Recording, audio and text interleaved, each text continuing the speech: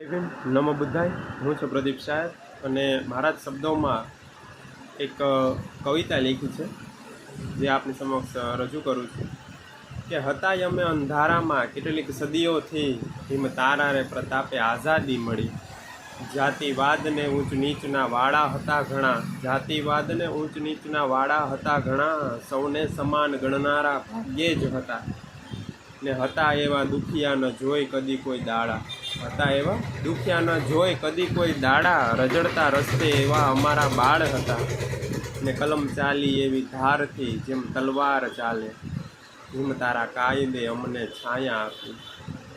ને ધન્ય ધન્ય જનતાને